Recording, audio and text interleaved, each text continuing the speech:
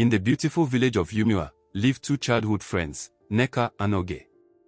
From a young age, they were inseparable, always seen playing by the river or helping each other with chores. Their bond seemed unbreakable, but beneath the surface, a simmering tension was growing, one that would eventually lead to a devastating fallout. Neka was a hardworking and kind-hearted young woman. Life had dealt her a heavy blow early on when she lost her father. He had fallen from a palm tree while tapping it for wine, and his injuries were fatal. The tragedy left Neka's family in dire straits, her mother burdened with debts and the responsibility of raising her children alone. From a young age, Neka had to step up, working long hours and learning to cook to help support her family. Over the years, she honed her cooking skills and developed a natural charisma that endeared her to everyone. The villagers loved her not just for her delicious food, but for her warmth and genuine spirit. Oge, on the other hand, had always been different. Raised in a more comfortable household, she never had to worry about her next meal or struggle to make ends meet. However, there was something in her nature, an insatiable desire to always be the best, to be praised, and to be recognized. Even as a child, she was competitive and often saw herself as superior to those around her, including Neka. She wanted every good thing to come to her first, but she was skilled at hiding her envy behind a mask of friendship. As they grew older, their lives took different paths but remained intertwined. Neka's passion for cooking turned into a small business, and soon, she was selling food at the village market. Her food was delicious, made with love and care, and the villagers quickly took notice. Oge, always indecisive about her future, decided to join the food business simply because Neka was doing it. She was a good cook, but unlike Neka, she lacked the genuine passion and charisma that drew people in. For a while, both friends ran their food shops side by side, and it seemed like their businesses could coexist. However, Neka's shop gradually became more popular. Her friendly demeanor and natural ability to connect with people made her a favorite among the villagers. Oge's resentment grew, though she kept it hidden, as she always had. She believed she was just as good a cook, if not better, and deserved the same level of success and recognition, if not more. The breaking point came one day when Neka, filled with excitement, confided in Oge. "Oge, can you believe it? Business has been so good lately. I've been able to pay off all the debts my mother had after Papa passed away. It feels like a weight has been lifted." To Neka, this was just sharing her joy with a friend. But Oge didn't see it that way. She felt as if Neka was rubbing her success in her face. How could she speak so casually about her achievements? That night, as Oge lay in bed, she replayed Neka's words repeatedly in her mind. The seed of envy that had been buried deep within her for years suddenly sprouted, twisting into a dark and bitter resentment. From that day on, Oge no longer saw Neka as a friend but as a rival. She could no longer bear to see Neka's shop thriving while hers remained modestly successful. She began to spread subtle rumors about Neka, hinting that she used spoiled ingredients or even dark charms to lure customers. But as the rumor spread, the villagers, knowing Neka's genuine nature, dismissed the rumors. This only fueled Oge's frustration. She became obsessed with surpassing Neka and proving she was the better cook. As her envy grew, so did her desperation. One evening, as the sun dipped behind the hills and cast long shadows over the village, Oge heard whispers about a witch who lived on the outskirts of Yumio. This witch, once a part of the village, had been banished many years ago after rumors spread that she had killed her husband and 2 sons using dark magic. Since then, she had lived in isolation, feared by the villagers for her supposed powers. Driven by her desire to outshine Neka at any cost, Oge made a fateful decision. She would seek out the witch and ask for her help. Under the cover of darkness, she slipped out of the village and made her way into the dense forest that bordered Yumio. The path was narrow and overgrown, the trees looming over her. She felt the air grow colder as she ventured deeper, but she pushed on, her mind fixed on her goal. After what felt like hours, she reached a small, decrepit hut hidden among the trees. The hut was surrounded by a strange mist, and an unsettling stillness hung in the air. Summoning her courage, Oge stepped forward and knocked on the door. It creaked open, revealing the old witch inside. The witch was a terrifying sight, an old woman with wild, tangled hair, a hunched back, and eyes that seemed to glow with a sinister light. "I've been expecting you," the witch rasped, her voice like the rustling of dry leaves. "I know what you want. You seek success. You want to be the best." Oge nodded, her heart pounding. "Yes. I want the villagers to come to my shop instead of Neka's. I want them to forget her." The witch chuckled, a low, mocking sound. "I can give you what you desire, but you must be willing to pay the price. Magic always demands a sacrifice." "I'm willing to do anything," Oge replied, her voice trembling but resolute. The witch's eyes gleamed. "Very well.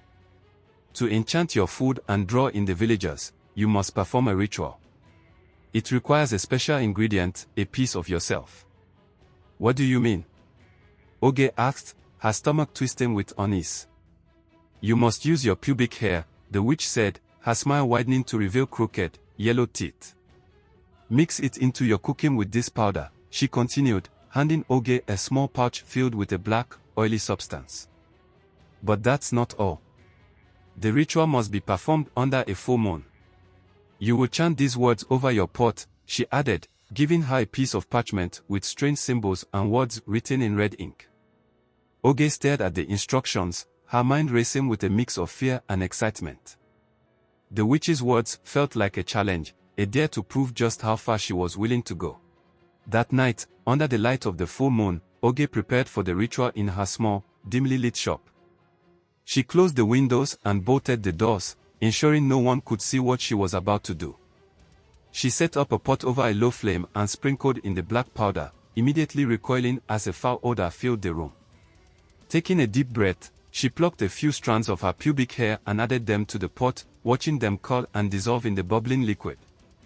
Her hands trembled as she held the parchment and began to chant the strange words the witch had given her. The language felt foreign on her tongue, the syllables thick and heavy, almost painful to pronounce. The air grew colder, and the shadows in the room seemed to twist and move on their own. As she finished the chant, a sudden gust of wind blew through the closed room, extinguishing her candle. For a moment, everything was silent. Then, a chill ran down her spine, and she felt a strange, unsettling energy coursing through her veins. It was done. The ritual was complete. The following day, Oge opened her shop with a mix of dread and anticipation. She watched nervously as the first few customers approached her store, as they usually do, and then tried her food. To her astonishment, they were immediately captivated. One after another, they praised her cooking, saying it was unlike anything they had ever tasted. Within hours, word spread through the village, and a crowd gathered around her store. People who had once flocked to Neko's shop were now lining up at hers. Oge could hardly believe her eyes. The enchantment was working. She could see the villagers' eyes light up with every bite, their expressions blissful as if they were tasting a piece of heaven. Her heart swelled with pride, and she couldn't help but smile. She finally had the recognition she craved. But amidst her newfound success, a gnawing fear lingered. She remembered the witch's warning, the magic demands more. She hoped that the initial ritual would be enough, and that she could continue to prosper without further sacrifices. But as the weeks passed, the demands of the ritual began to grow. The food had to be prepared in larger quantities, and each time, she felt a little weaker, a little more drained. While Oge basked in her new status as the most popular food seller in Yumua, not everyone was convinced. Some of the elders and observant villagers began to notice how quickly her fortunes had changed. They whispered among themselves, sharing stories of strange dreams and odd cravings that seemed to grip those who ate from her shop. One woman claimed she could hear faint whispers at night, calling her back to Oge's food. As the whispers of doubt grew, a few villagers began to suspect that Oge's success was not entirely natural. Neka, too, noticed the shift. She watched from a distance, confused but also concerned. She couldn't believe her friend would resort to something nefarious, but the signs were becoming too clear to ignore. As Oge's success grew, so did the cost of maintaining it.